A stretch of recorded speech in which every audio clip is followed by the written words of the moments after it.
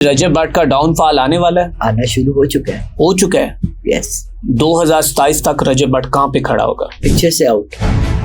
रजब भट्ट के अंदर फिरौनियत भी है। हाँ, he thinks he is the ruler. Rehan जैसे फेमस यूट्यूबर को वो अपने घर बुलाता है, के चैनल पे नहीं जाता। अपनी बीवी को मत लाना मीडिया में। उससे मेरी एक बात भी नहीं सुनी। बाद में उसने जब वो लंदन चला गया, भाग गया, उस पे केसेस हुए, मेरे इंटरव्यू आने के तीसरे दिन वो अरेस्ट हो गया। आपके इंटरव्यू में इतना ही दम था? नहीं, उसकी हरकतों में इतना दम था। कोर्ट में जो रजब भट्ट के साथ हुआ वो भी सारा ड्रामा था। हमें पिक्चर दिखाई गई, देखिए रजब भट्ट को वकीलों ने मारा क्योंकि उसने कहा वकील गधे घोड़े हैं, खच्चर है। तो रजब भट्ट कौन है? तो आपको क्या लगता है रजब भट्ट भी गधा है? ऑफ कोर्स गधा है, सबसे बड़ा गधा है।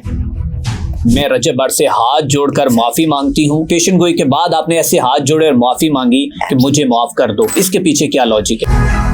आपने ये कहा था कि ये शादी 1 साल तक नहीं चल सकती जब आपने प्रेडिक्शन की थी, लेकिन वो शादी तो काफी देर चली और बच्चा भी पैदा हुआ, तो फिर आपकी पेशन गोई तो तकरीबन गलत साबित हो। अस्सलाम वालेकुम to everyone, this is me Arsalan and welcome to another podcast. नाज़रीन, आज की पॉडकास्ट में हम आपकी मुलाकात एक ऐसी मेहमान शख्सियत के साथ करवाने जा रहे हैं जो गुज़िश्ता रोज से सोशल मीडिया सेंसेशन है। उनकी पेशन गोई जो है इस तरह जो सच साबित हुई है कि लोग अब उनसे जानना चाहते हैं कि आखिर उन्होंने ये प्रेडिक्शन क्यों की और इस प्रेडिक्शन के पीछे क्या राज था। उन्होंने किस तरह इससे जो कि अपनी साइकिक रीडिंग से या फिर उन्होंने टैरो कार्ड रीडर हैं, किस तरह उन्होंने ये पेशन गोई उनकी सच साबित हुई। मेरे साथ मौजूद हैं मैम लाला रुख साहिबा। इनसे बात करते हैं, जानते हैं, जो कि साइकिक रीडर हैं, टैरो कार्ड रीडर हैं और एस्ट्रोलॉजर हैं और भी स्पिरिचुअल हीलर भी हैं, और इनसे जानते हैं कि इस हवाले से ये क्या कहते हैं। अस्सलाम वालेकुम। वालेकुम अस्सलाम। इय्याका नअब्दु व इय्याका नस्तईन।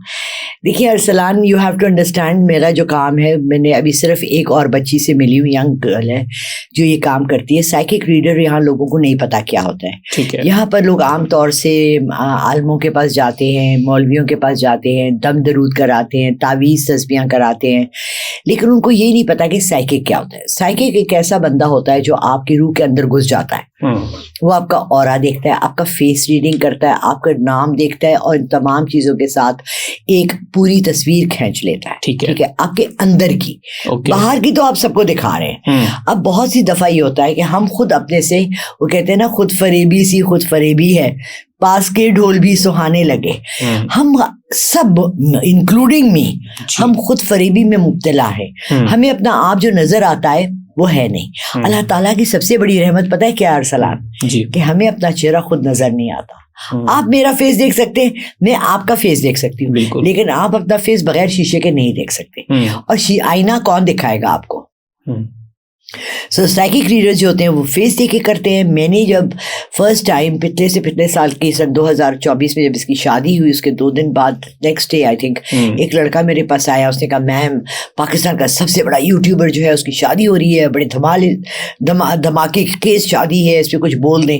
मैंने कहा मैंने उसको देखा ही नहीं है, मुझे पता ही नहीं कौन है। उससे मुझे उसकी 2-3 वीडियोज दिखाई, 5-5 मिनट के मैंने उसकी वीडियोज देखी। मैं oh my God, disgusting person. अब मेरे ये दिमाग में चल रहा है, ठीक है, हॉरिबल।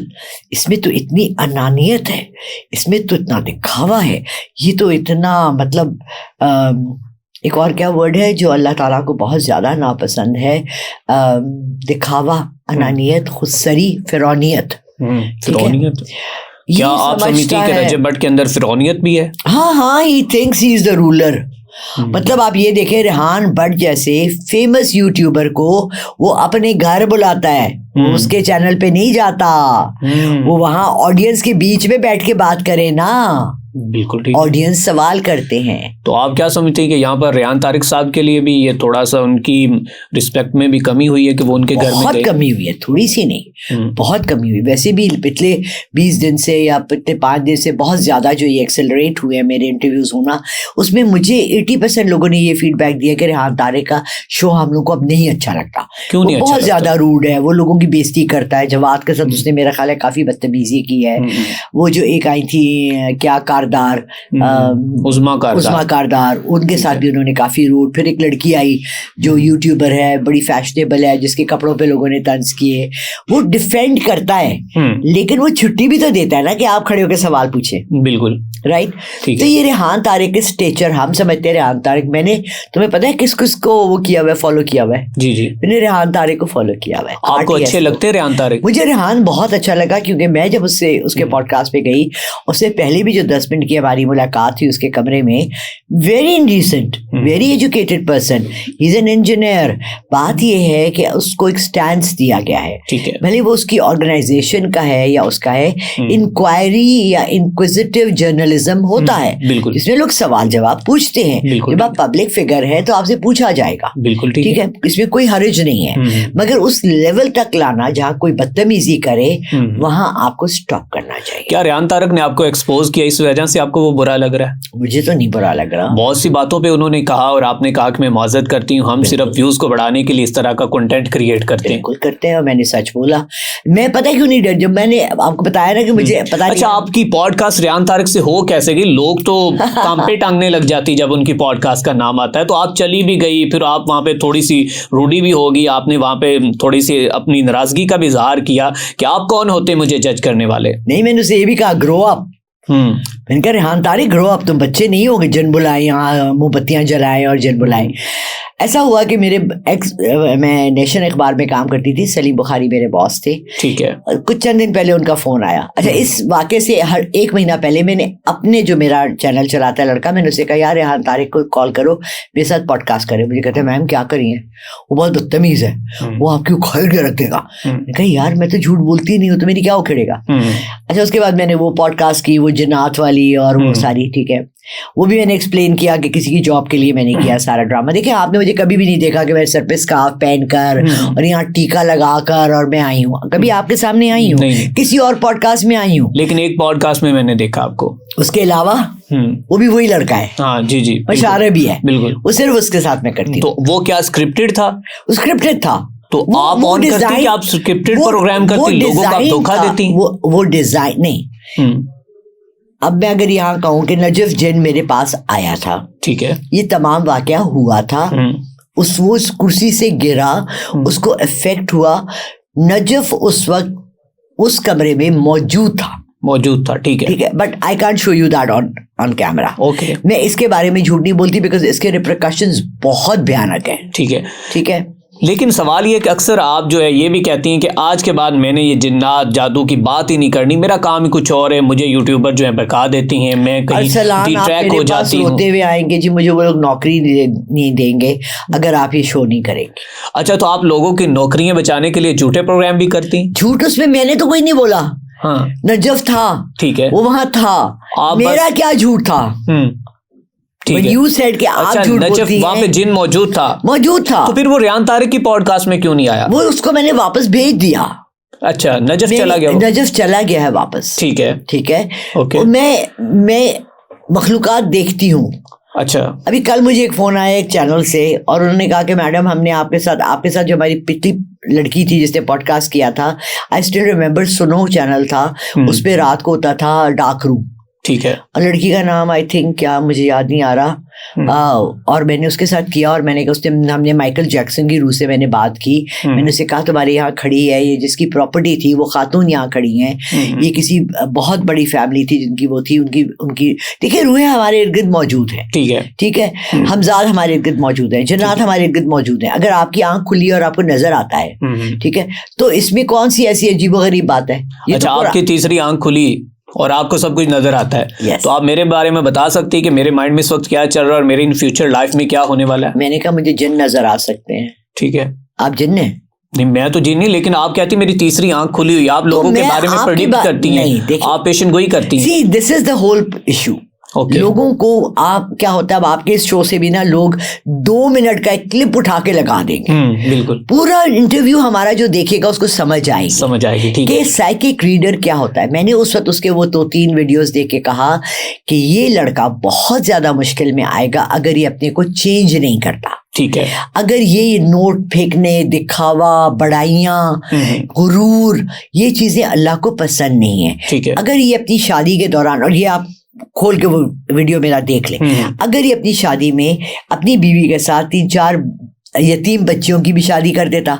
जब ये इतने करोड़ों लगा रहा है तो दो 4 लाख गरीब बच्चियों पे भी लगा देता। अली खाना का कहना है कि वो तो गरीबों की गुरबा का बहुत करता है। मैंने भी सुना है लोगों से कि बड़ा करता है। मैंने तो फिर आप ये क्यों इल्जाम दे? मैं तो उसको नहीं जानती थी ना मैं उसको, मैंने ये कहा उस मौके पर यार, शादी के दिन, ठीक है, एक मौका होता है ना, एक मौका है जिसपे आपकी बीवी को मेहंदी लगाई जाती है, चूड़ियां पहनाई जाती है और शादी का जोड़ा पहनाया जाता है। ठीक है, उसूल है, ठीक है, शादी के निकाह होता है, उसूल है शादी का। उस मुबारक दिन पे आप 4, 5, 6 यतीम बच्चियों की अपनी बीवी के साथ शादी करा दे तो क्या मुजायका था? ठीक है। तो एक सजेशन थी, एक सजेशन थी उसके लिए, अपने को बेटी की तरफ लाने के लिए। अपने गुरूर को कम करो, अनानियत को कम करो, दिखावे को कम करो। और एक और मैंने रिक्वेस्ट की थी उसी शो में कि अपनी बीवी को मत लाना मीडिया में। अच्छा, उससे मेरी एक बात भी नहीं सुनी। बाद में उसने जब वो लंदन चला गया, भाग गया, उस पर केसेस हुए, सऊदीया चला गया, उस पर भी लोग आए कि जी आपने कहा था इसके लिए मुश्किलें होंगी। पहले वो अरेस्ट हो गया तीसरे दिन, मेरे इंटरव्यू आने के तीसरे दिन वो अरेस्ट हो गया। आपके इंटरव्यू में इतना ही दम था?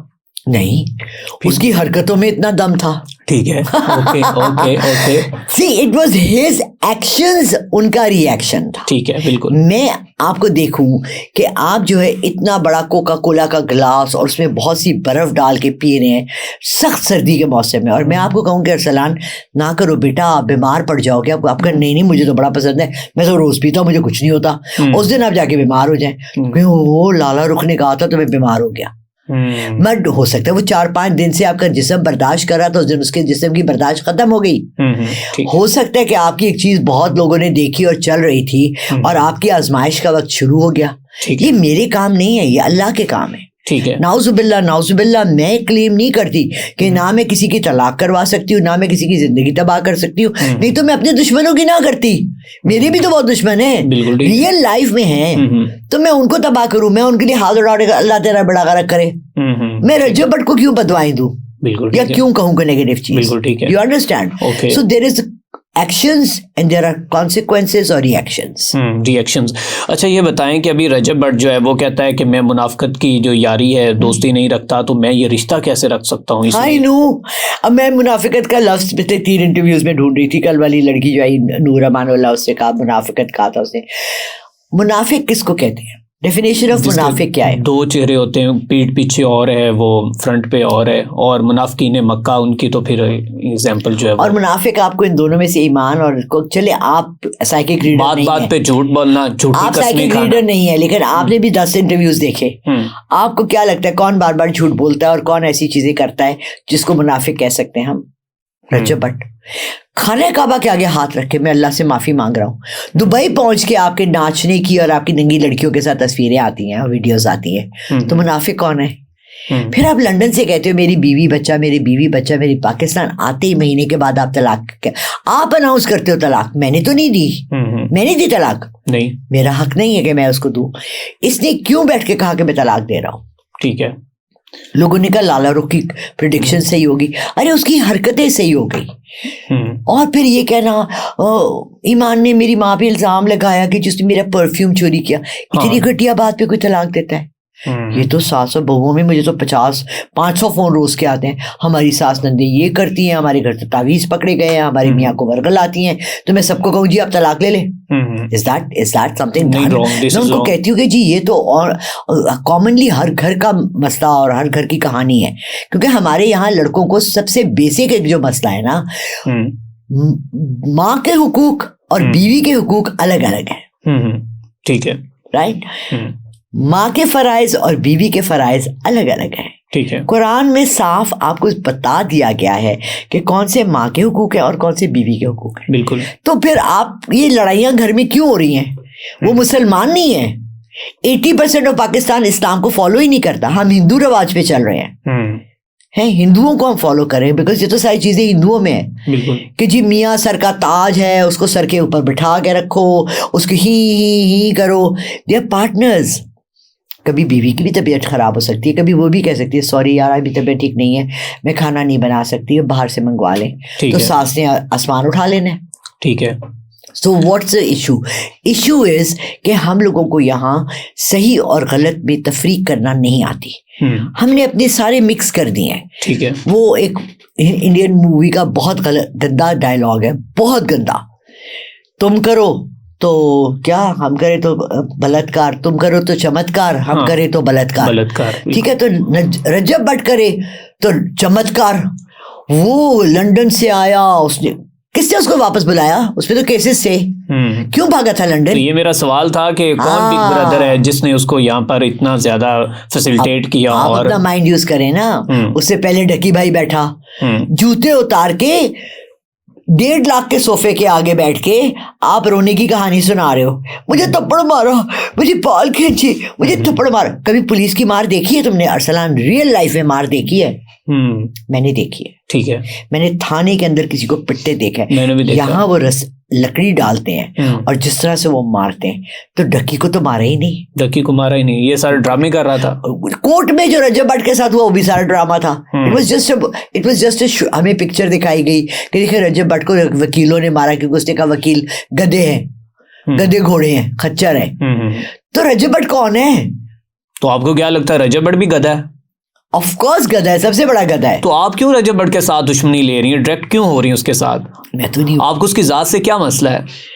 मुझे उसकी हरकतों से मसला है। और फिर सबसे बड़ा, अच्छा चलो एक मिनट, नहीं अब मैं इसको मुकम्मल करूं। मुझे उससे बहुत बड़ा मसला है। वो हमारी यंगर जनरेशन को तबाह कर रहा है। वो इजी मनी के रास्ते दिखा रहा है, वो लोगों को जुए के रास्ते दिखा रहा है, वो लोगों को बेगैरती के रास्ते दिखा रहा है, वो लोगों को आके कह रहा है मैं करोड़ों कमा रहा हूं बेगैरती से। हमारी यंगर जनरेशन उसको फॉलो करी है। लोगों ने उसको इन्फ्लुएंसर कहा है। इन्फ्लुएंसर का मतलब क्या है अरसलान? असरो रसूख वाला, जिसके ताल्लुकात हों लोग। नहीं, फिर नहीं, इन्फ्लुएंसर वो शख्स है जो आपकी जिंदगी पे कोई बेहतरीन इन्फ्लुएंस करे, जिसमें मौलाना तारिक जमील आते हैं। मैं इनके मुताबिक कह रहा हूँ जो बच्चे इनको इन्फ्लुएंसर समझ रहे हैं। इंडिया के वो क्या है, अब तो उनका नाम भी भूल गया बेचारे, जाकिर नाइक, वो इन्फ्लुएंसर्स हैं। हमारे मुल्क में कासिम इन्फ्लुएंसर है। ये कहां से इन्फ्लुएंसर आ गया? ये क्या बच्चों को अच्छा सिखा रहा है? लेकिन इस कौम ने कासिम अली शाह के साथ जो किया आप बखूबी जानते हैं। देखिए, ऐसे लोगों को लोग जलील करते हैं और ऐसों को सर पे चढ़ा देते हैं। तो फिर वी हैव, देखिए इस्लाम में कहा गया है अगर आप बुराई होते देखे तो आप पहले उसको रोके, हाथ से रोके। आप हाथ से नहीं रोक सकते तो जुबान से रोके।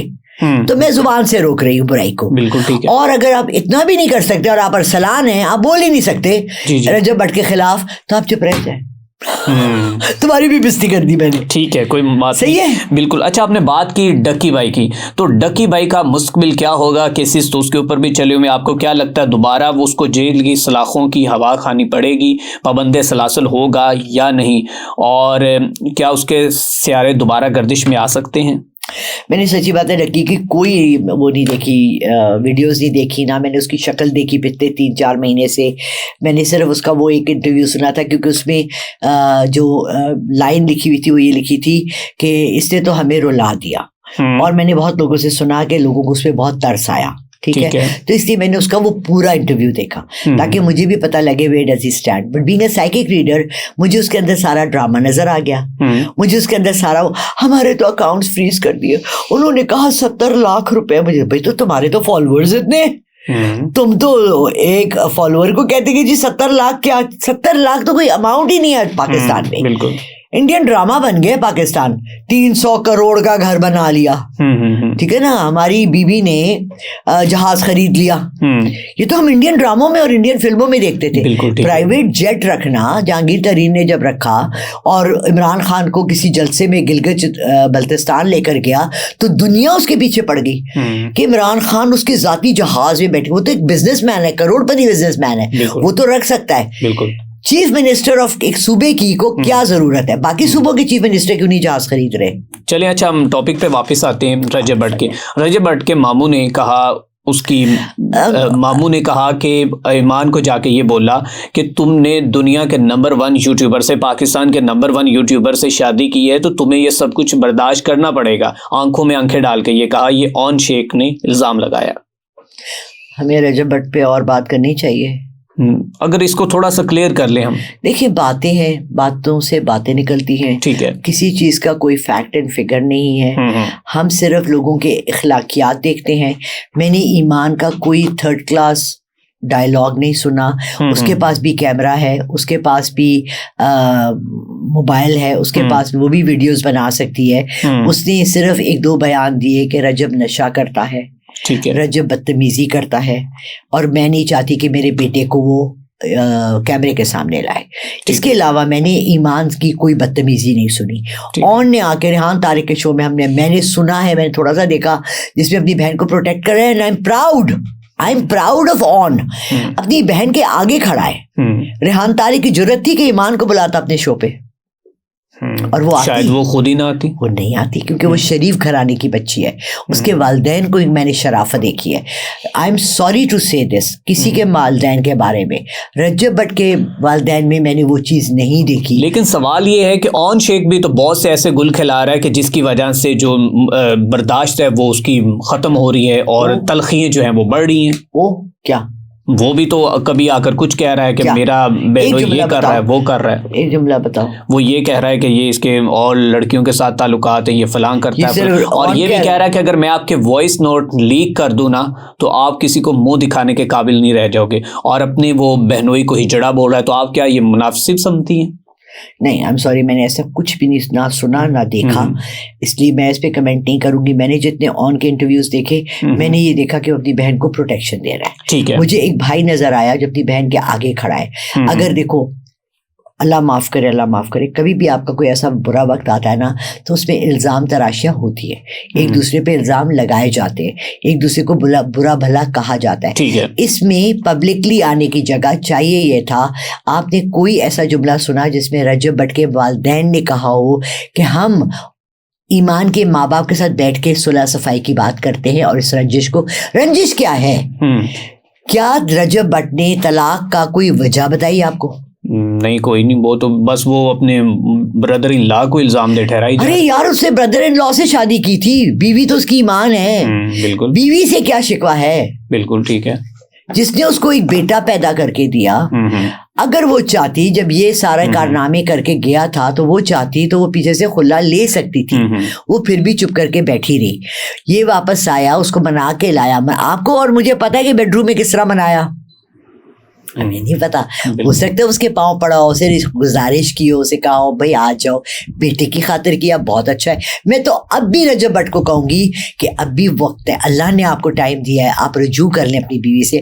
आज मुझे लंदन से मैसेज आया है किसी। अच्छा, मैं यहाँ पर एक सवाल पहले आपको छोड़ दूँ आप पे, फिर उसके बाद आप जो है अपना जवाब दे दीजिएगा।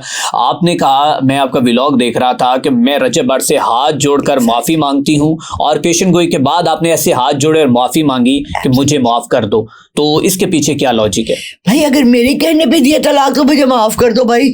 मेरे पे इल्जाम मत लगाओ, मैं किसी की तलाक नहीं करवाती। ठीक है, मैं अभी भी कह रही हूँ, अभी भी अल्लाह ने आपको टाइम दिया हुआ है, आप वापस ले लें। आज मुझे लंदन से एक मैसेज आया। आप प्रेडिक्शन करने जा रही हैं कि रजब भट्ट की सुलह हो सकती है, दोबारा शादी जो है वो बहाल हो सकती है?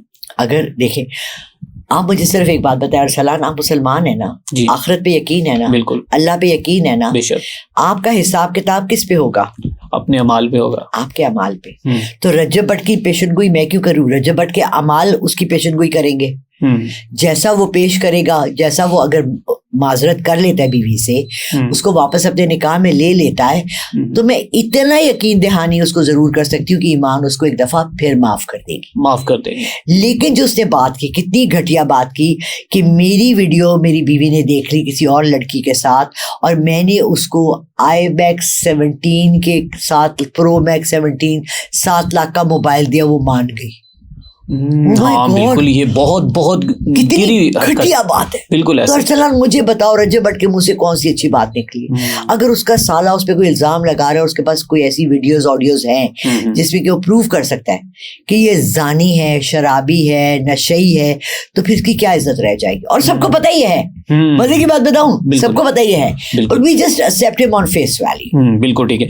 अच्छा, इसके बाद आपने ये कहा था कि ये शादी 1 साल तक नहीं चल सकती, जब आपने प्रेडिक्शन प्रेडिक्शन की थी, लेकिन वो शादी तो काफी देर चली और बच्चा भी पैदा हुआ, तो फिर आपकी पेशेंट गोई तो तकरीबन गलत साबित हो गई। सही, देखो ना, मेरी तो प्रेडिक्शन गलत हो गई। अब उसने आके उसने भी देखा ये प्रेडिक्शन मैंने जून जुलाई में की थी। अच्छा मैम, आपने ये रजब भट्ट की प्रेडिक्शन के बाद ये कहा कि गजल की भी बहुत जल्द जो है वो तलाक हो सकती है। अच्छा मुझे बताइए, मेरे ये वो ISI वाले, वो पुलिस वाले, जो मेरी इंक्वायरी हो रही है, क्या हो रहा है? नहीं, आपने ये भी कहा कि मैं तो कोई इंक्वायरी नहीं कर रहा, मैं तो आपकी बातें ही आपके सामने रख रहा हूँ ना। क्यों? मैं इंक्वायरी नहीं कर रहा, तो आपने ये क्यों कहा कि अब गजल की भी तलाक हो सकती है? मैंने ये कहा मुकाफात अमल होती है, जो किसी की बच्ची का घर डिस्ट्रॉय करते हैं उनके अपने घर में भी बच्ची होती है। तो आप क्या तलाकें करवाने वाली मासी हैं? क्यों मैं भाई, मुझे क्या जरूरत है? फिर आप किसी का हंसता बसता घर क्यों उजाड़ रही हैं? आप उसकी बहन को तलाक करवाना चाह रही है, आपकी प्रेडिक्शन तो पहले सच्ची। तुम्हारी देखो, तुम्हारी ये बात गलत है, take your words back. Okay, मैंने ये कहा है कि मुकाफात अमल होता है, ठीक है। जब आप किसी को तलाक देते हो तो आपको मुड़ के अपने पीछे भी देखना चाहिए। बिल्कुल, वो अपना रास्ता, मुकाफात अमल अपना रास्ता बना लेता है। बिल्कुल, आपके साथ भी ये हो जाए तो आपको कैसा फील होगा? ये तो मैंने ये नहीं कहा कि गजल की भी तलाक हो जाएगी, मैंने कहा ये भी हो सकता है, क्योंकि अल्लाह तो है ना, अल्लाह देख रहा है, अल्लाह इंसाफ करने वाला है, तो मैं कौन हूँ कहने वाली। ठीक है। अच्छा, अब रजब भट्ट कहता है जी कि मुझे 11,000 फॉलोअर मेरे छोड़ के चले गए, अब जो मुखलिस हैं वही मेरे साथ हैं ईमान की तलाक के बाद। इस हवाले से क्या कहेंगी? 11,000 फॉलोअर सिर्फ इतने हैं उसके? आई थॉट उसके मिलियंस में फॉलोअर्स। हाँ, तो कहते इतने छोड़ भी गए तो मुझे इससे कोई फर्क नहीं पड़ता। कोई फर्क नहीं पड़ता। तो आप इस पॉडकास्ट में ये कह दें कि आप जो है वो ख्वाहिश रखती हैं कि इनकी जो सुलह दोबारा हो जाए, और इंशाल्लाह जरूर मैं रिक्वेस्ट करती हूँ रजब भट्ट से, अगर वो देखता है, मगर मुझे नहीं लगता कि वो मुझे देखता है। हाँ, उसने एक में कहा हो माई किथे जने के आसी, but I don't think he watches my podcast, because अगर वो मेरी पॉडकास्ट देखता तो इंसान का बच्चा बच जाता, वो अपने को बेहतर कर लेता। मैंने उसे कहा है अल्लाह की तरफ झुक जाओ, मैंने अपनी तरफ तो नहीं कहा, मैंने उसे पैसे नहीं मांगे, मैंने उसे कुछ भी नहीं मांगा, मैंने अपने लिए कुछ नहीं मांगा, मैं उसे कहती हूँ कि अपनी जिंदगी को बेहतर बना लो। तो ये तो कोई बुराई नहीं है ना, बड़ों का काम यही है, यही काम है ना बड़ों का, कि हम लोग बच्चों को हदायत करें। मैं अभी भी उसे कह रही हूँ, अभी भी टाइम है, अल्लाह ने उसको टाइम दिया हुआ है, मजहब ने टाइम दिया हुआ है, माशरे ने टाइम दिया हुआ है, वो ईमान को अपने निकाह में वापस ले ले। क्यों? कि छोटा सा एक बच्चा है, उसका क्या कसूर है? बिल्कुल बिल्कुल, मैं इस पे आपको भी अप्रिशिएट करता हूँ, और आपकी अनानियत के पीछे बच्चे की लाइफ डिस्ट्रॉय करेगा। और फिर सबसे बड़ी जो बात आप में ये, और आप ये कहती कि मैं तो चाहती नहीं कि मेरी प्रेडिक्शंस पे तलाक क्यों। देखे ना, अगर आप भी आके बाबांगे दौल कहती कि हाँ भाई मेरी प्रेडिक्शन सच साबित हुई, बहुत से ऐसे लोग हैं। बिल्कुल, मैं इस पे आपको जो है वो अप्रिशिएट करता हूँ, अप्रिसिएशन है आपके लिए। अच्छा मैम, ये बताएं कि मिस्टर पतलू और रजब भट्ट एक दूसरे की इज्जतें उछाल रहे हैं, वो लाइव बैठकर उसको गाली दे रहा है, वो लाइव बैठकर उसको गाली दे रहा है, और इन दोनों का कोई मुस्तकबिल में बड़ा तनाज़ा भी सामने आ सकता है। देखिए, आई एम रियली सॉरी, मैं इस तरह का थ्रैश देखती ही नहीं हूँ, तो मुझे नहीं पता कि पतलू क्या कर रहा है और रजब भट्ट क्या कर रहा है। अभी आपके पॉडकास्ट पे आने से पहले मुझे डर के मारे कि आप मुझसे रजब भट्ट के सवाल पूछेंगे, मैंने उसकी 3 दिन पुराना एक पॉडकास्ट देखी, ठीक है, एक अपना उसका इंटरव्यू जो अपने बिस्तर पे बैठ के कर रहा है कि मैंने तलाक दे दी है, क्योंकि मुझे एक बच्ची ने UK से मैसेज किया कि वो उनकी सुलह हो गई है, ठीक है, और वो अब आपको वो कर रहे हैं कि आपने तलाक करवाई, हमने तो सुलह कर ली। मैंने कहा नहीं, मैंने तो हर जगह यही कहा अल्लाह करे वो सुलह कर ले, मैंने रिक्वेस्ट की हर इंटरव्यू में, तो अल्लाह करे कि वो सुलह कर ले। तो बात ये कि मैं पतलू को ना जानती हूँ ना इसको, रजब भट्ट को फिर भी क्योंकि मेरे हलक में उतर रहा है तो मुझे मजबूरन उसको थोड़ा बहुत देखना पड़ा, otherwise I don't follow these people. अच्छा, रजब भट्ट क्या मान डोगर और अपने दोस्त हैदर बाकी दोस्तों को भी धोखा दे सकता है जैसे उसने अपनी बेगम को धोखा दिया? मुझसे मुनाफिक का ये इसको कहते हैं गुड विद द फ्रेंड्स, ठीक है, हम लोग उर्दू में इसको कहते हैं फसली बटेरे। फसली बटेरे, ये और ये मिस्टर पतलू ने भी इसको भी कहा था, जब नोट है आपके लोग है, जहाँ नोट गए वहां लोग गए।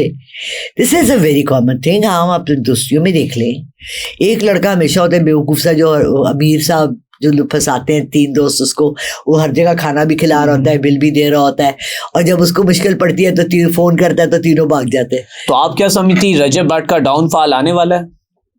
आना शुरू हो चुका है। हो चुका है, यस। 2027 तक रजब भट्ट कहाँ पे खड़ा होगा? पिक्चर से आउट, सिर्फ 2026 है उसके पास। बट हैविंग सेड दैट, ये वाला क्लिप ना लगाएं, ये वाला क्लिप लगाएं। अगर वो अपना रास्ता बदलता है, अपने अमाल बदलता है, अपने तौर तरीके बदलता है, तो अल्लाह की रहमत उसके साथ रह सकती है। देखिए अरसलान, अल्लाह दे के भी आजमाता है और अल्लाह ले के भी आजमाता है। ये दोनों चीजें अल्लाह की तरफ से हैं।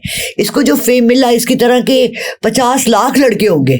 शक्ल सूरत बोलना क्या है, रजब भट्ट में क्या खासियत थी जो उसको अल्लाह ने इतनी इज्जत दी, इतना पैसा दिया? तो ये अल्लाह ही देने वाला है ना, आप और मैं तो किसी को नहीं दे सकते, लेने वाला भी अल्लाह है। तो अगर अल्लाह हमारी रस्सी दराज करता जाता है और फिर जब देखता है कि बंदा मेरी उससे निकल रहा है, वहां फिर बंदे को ऐसा ही है। बिल्कुल, यही कुरान कहता है, यही हमारे नबी पाक सल्लल्लाहु अलैहि वसल्लम की हदीस में कहा गया है कि लोग उनके पास आते थे कि यार वो तो इतना काफिर, वो तो इतना बड़ा बिजनेसमैन है, वो तो बैठा है, खा रहा है, बच्चे भी है, बीवी भी है।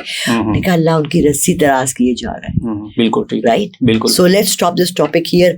अल्लाह ने जिन जिनकी रस्सी दराज की हुई है उनको अपने अमाल, मैंने सुना है इसके बारे में, मान डोगर के बारे में, कि ये शादी के बाद बदल गया, ये पहले गालियां देता था, ये करता था, अब ये बेहतर हो गया, अच्छी लैंग्वेज यूज करता है। इसी तरह ये जो दूसरा लड़का है पतलू शतलू, मैंने इसका कोई वीडियोस नहीं देखे तो मुझे कुछ नहीं पता कि ये करते क्या है। एक देखा था जिसमें इसने कहा, उसका जो लाइन थी देख के मैं ऐसी हो गई और मैंने वो कहा, मैं देख 7 मिनट में मैंने 7 करोड़ कमाए, लड़की ने कपड़े उतारे। अब बताओ मैं क्या करूं? मैं उसको देखती वीडियो को, मैंने आगे कर दिया। बिल्कुल ठीक है। अच्छा, इसके बाद ये बात करूंगा कि जो रेहान तारिक साहब हैं उनको इल्ज़ाम दे ठहराया जा रहा है कि रजब भट्ट की तलाक के पीछे रेहान तारिक का हाथ है। कितने हाथ है भाई एक काम में? रेहान, देखिए अब मैं आपको बीगा साइके की पूरी तस्वीर खींच के फिल्म पीछे से दिखा देती हूँ।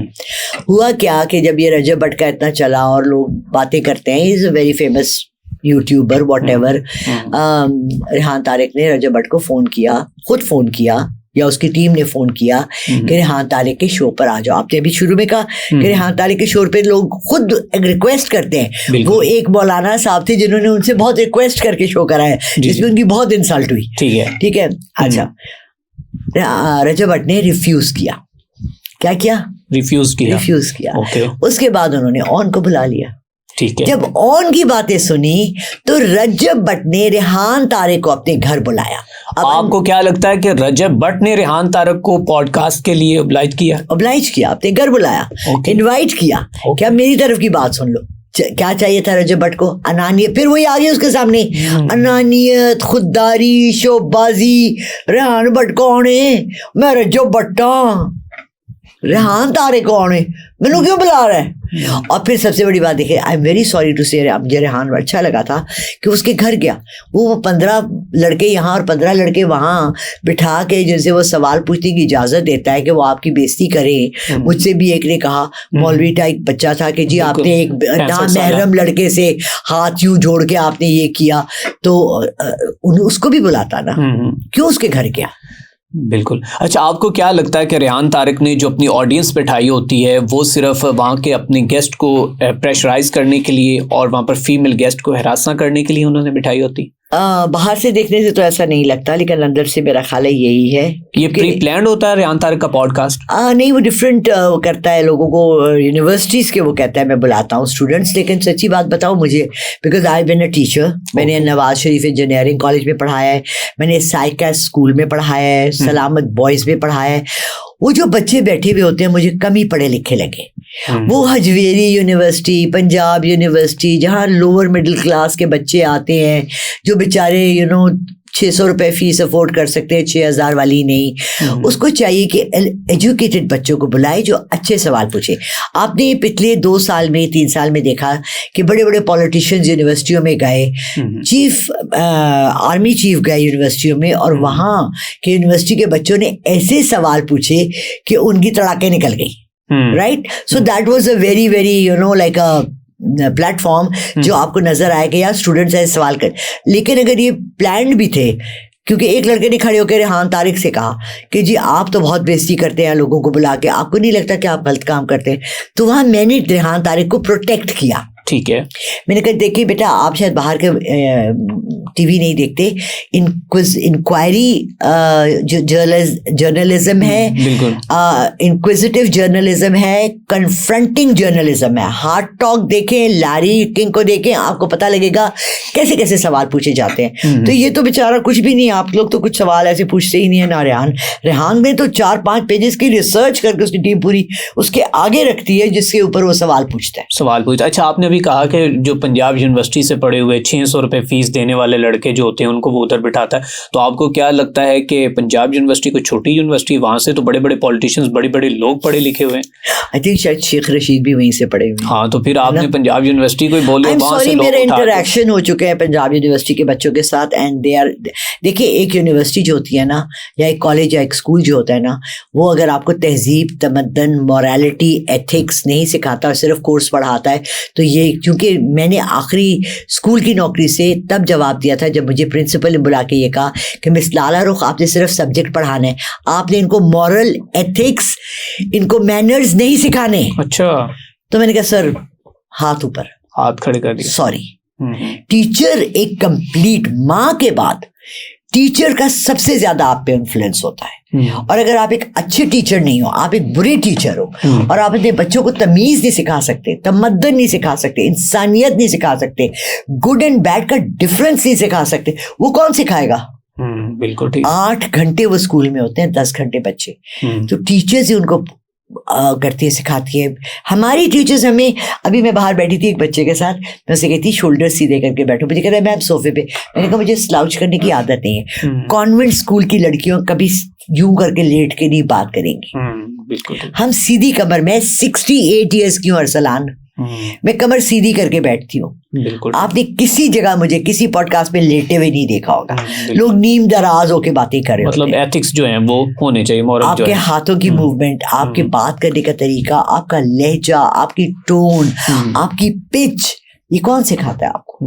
तो आप समझती कि जो रेहान तारक के पॉडकास्ट में लड़के आते हैं उनको तहजीब भी नहीं होती, उनको मॉरल्स का नहीं पता होता, एथिकली उनको कुछ भी पता नहीं होता? मैंने सारे बच्चों का कोई तजिया नहीं किया। मैंने एक दफा उसके शो में 1 घंटा बैठी हूँ मैं, या 1 घंटे से ज्यादा, और जो मैंने उसके बच्चों के क्वेश्चंस सुने और जिस तरह से वो बोल रहे थे, वो कोई बहुत हाई क्लास, वेल एजुकेटेड। अच्छा, मैं आपको एग्जाम्पल देती हूँ। मैं एक कंपनी में HR मैनेजर थी, ठीक है। मुझे उन्होंने लिख के दिया, पंजाब यूनिवर्सिटी के सेम कोर्स करे हुए बच्चों की सैलरी, आपकी 15-20 साल पुरानी बात है, 30,000 देनी है, और लम्स के स्टूडेंट को आपने 70,000 देनी है। क्यों? लम्स एक्स्ट्रा तो नहीं पढ़ाता, लम्स आपकी ग्रूमिंग करता है। ग्रूमिंग क्या होती है? यही तमाम चीजें जो मैंने आपको कही। तो वो जो बच्चे बैठे हुए थे वो ग्रूम्ड नहीं थे। अभी भी आप उसकी ऑडियंस देखते हैं, जब वो दिखाते हैं, वो खड़ा होके, मैडम मैं आपको कह रहा हूँ जो आपने लिबास पहना है ये तो कोई इस्लामी लिबास नहीं है ना। वो एक लड़की आई, वो मॉडल है, उसने स्लीवलेस पहना हुआ है, तो उसने आपको क्या, वो मस्जिद में आपको तकरीर करने आई है, इस्लाम का बताने आई है, जो आप उसको इस्लामी लिबास की बात कर रहे हैं? You need to understand. बिल्कुल ठीक है। अच्छा, आपने रेहान तारक साहब के पॉडकास्ट में मैंने ये भी देखा कि आपने कहा कि मैं ऑन करती हूँ कि कुछ चीजें जो है हम सिर्फ रौनक के लिए करते हैं, हम प्री प्लान करते हैं, हम स्क्रिप्टेड करते हैं, और वो सिर्फ व्यूज की दौड़ होती है। Not for me. मैं करी होती तो मेरा चैनल कहाँ होता? अभी तुमने आती ही मुझे कहा मैडम आपका चैनल बैठा हुआ है। हाँ। प्लीज आप सब ने ना इस सब को छोड़ के ना, रजब भट्ट को छोड़ के, आपने सिर्फ मेरे चैनल लाला रुख ऑफिशियल पे जाना है, लाइक करना है, शेयर करना है, और इतना करना है कि रजब भट्ट बैठ जाए और मेरी वाह वाह हो। और अच्छा, रजब भट्ट बैठ जाए और आपकी वाह वाह हो। हाँ, और सिर्फ लोग फिर मेरी प्रेडिक्शन सुने, मैं आप सबके लिए प्रेडिक्शन, और आप लोगों को झूठा मंजन भी बेचती जाए, और लोग वो सुनते जाएं, आप लोगों को भी डिट्रैक्ट करती जाएं, आप झूठ पर अपनी बातें सुनाती जाएं और लोग सुनते जाएं, और रजब भट्ट को वो अनफॉलो कर दे और आपको फॉलो कर दे। अगर वही मंजन उन्होंने पीना है और खाना है, और ये मंजन नहीं तो और क्या है मैडम? आप कह रही हैं कि मैं झूठे प्रोग्राम करती हूँ, मैं स्क्रिप्टेड प्रोग्राम करती हूँ, मैं व्यूज की खातिर जिनके चैनल बैठ जाते हैं, मैं उनके चैनल को उठाने के लिए, उनको इंक्रीज करने के लिए, उनके फॉलोअर को मैं ये प्रोग्राम करती हूँ। मुझे एक बात बताओ, ये पानी है जी, ये अभी इस बच्चे ने मुझे कहा कि ये मैम फिल्टर्ड पानी है, ठीक है, मैंने टेस्ट करना है, मैं इसे कहूंगी पहले खुद पी के दिखाओ, हो सकता है मेरे लिए तुमने इसमें जहर डाली हुई है। ठीक है, जहर, तुम्हें पता हो ये पानी जहर वाला है, तुम पियोगे? नहीं, मैं तो नहीं पीऊंगा। क्यों नहीं पियोगे? तुम्हें मैं बेच रही हूँ, पियो। लोग इतने अनपढ़ जाहिल हमारे कौम में हैं, अपना नाम लिख के भेज रहे हैं, डेट ऑफ बर्थ लिख के भेज, हमारा सितारा बता दें। क्योंकि मैं अपने चैनल से थोड़ा सा हॉरोस्कोप्स के बारे में भी करती हूँ। मैम हमारा ना नाम का हरफ है जीम, तो बता दें जीम क्या। करोड़ों लोग हैं दुनिया में जिनका नाम जीम से शुरू होता है, तो मैं क्या कोई जादूगर हूँ? यू नीड टू अंडरस्टैंड मेरा क्या काम है। ठीक है, मैं आपको, आप चाहते हैं तो मैं भी इस पॉडकास्ट के दौरान मैं आपको 4 मैसेजेस सुना दी जिसमें लोगों को मना कर रही हूँ। आपको रीडिंग की कोई जरूरत नहीं है। मियाँ बीवी के झगड़े हैं, लड़ाइयाँ हैं, आप नमाज पढ़े, नमाज के बाद आप बिस्मिल्लाह रहमान रहीम की तस्बीह करें, अपने लिए खुद दुआ करें कि आपको अल्लाह एक सुख वाला घर दे।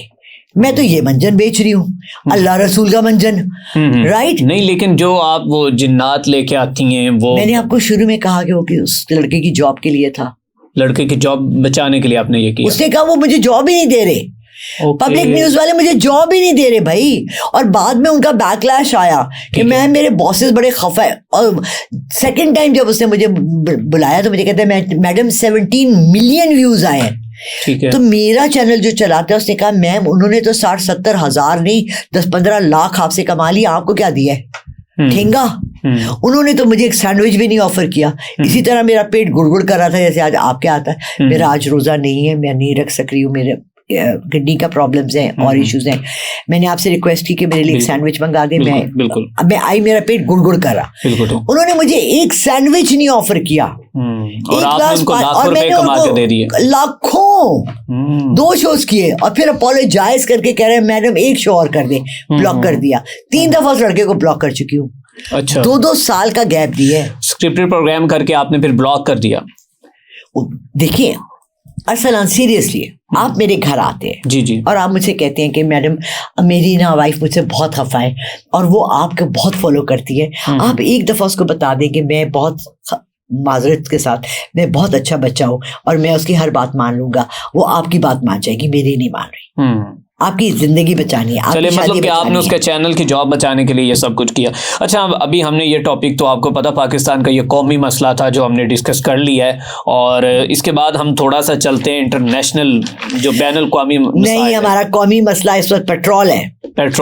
तो पेट्रोल की कोई प्रेडिक्शन भी कर दे, वजह से सब चीजें महंगी हो गई। अच्छा, प्रेडिक्शन कर दे कि पेट्रोल भी आने वाले दौर में सस्ता होने वाला है, महंगा क्या होगा इसका? मैंने कल, मेरा दामाद मुझे बता रहा था कि इन्होंने जितने ये गवर्नमेंट ऑफिसर्स हैं, जितने MNAs और MPAs हैं, ना सिर्फ उनको अपना फ्री पेट्रोल खत्म करना चाहिए, तब बिल्कुल खत्म कर दे। 50% नहीं, बिल्कुल खत्म कर दे। इस वक्त मुल्क हालत जंग में है। बिल्कुल ठीक है। अपनी सैलरीज 10-10 लाख लेकर कोई काम ना करने वाले लोग अपनी सैलरीज भी 50% कम करते हैं। बिल्कुल ठीक है। रमजान का महीना है, मैं आप सबसे दरख्वास्त करती हूँ अल्लाह रसूल को हाजिर नाजर समझ के हमारे मुल्क की तबाही सिर्फ हमारे Ashrafia, MNAs, MPAs, senators, chief ministers, prime minister, इनकी फजूल खर्चियाँ, इनकी जलालतें, इनके आवारगियाँ, इनके ऐशो अयाशियों की वजह से ये मुल्क तबाही में है। नाज़रीन, इसी के साथ अपने मेज़बान मियां अरसलान को दीजिए इजाज़त और देखते रहें मेट्रो 53। हमारे साथ मैम लाला रुख साहिबा मौजूद थी, जिन्होंने बाकायदा तौर पर बहुत ही मेरे लिए जो है वो इनके लिए बहुत ही प्रीशियस वर्ड हैं कि इन्होंने जो बेहतरीन इन्होंने बात की कि मैंने तलाक में कोई उनकी काम नहीं किया। मैं तो चाहती हूँ कि आज भी वो जो है वो अपने घर में ईमान वापस चली जाए और आज रज भट्ट जो है उसको अपनी बेगम जो है बनाए और उसके साथ जो अपनी ज़िंदगी के बेहतरीन मामला चला। इसी के साथ अपने मेज़बान मियां अरसलान को दीजिए इजाज़त। अल्लाह ने के बाद।